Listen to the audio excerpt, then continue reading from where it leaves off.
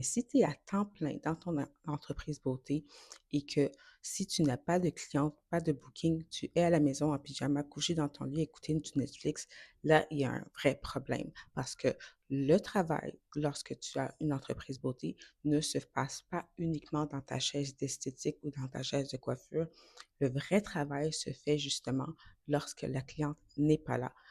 La stratégie marketing que tu dois avoir, ta visibilité que tu dois bâtir, ta rétention cliente, les rappels clientes se font tous justement, c'est des choses qui se font lorsque tu n'as pas de clients. Donc, c'est très important de gérer son entreprise beauté, son salon, comme un 9 à 5. Que tu as des bookings ou pas, tu devrais te présenter à ton salon à une heure précise, quitter à une autre heure précise.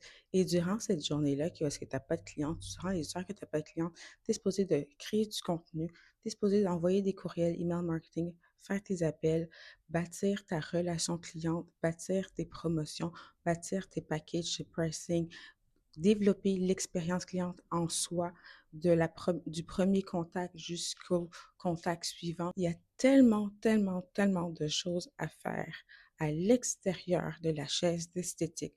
Oui, pour attirer des clientes, mais aussi pour faire revenir les clientes et surtout pour leur offrir une expérience unique à votre salon. Donc, ça le choix. Tu peux être une technicienne qui fait que du service, service, service, service, service. Quand il n'y a pas de service, tu ne sais pas quoi faire.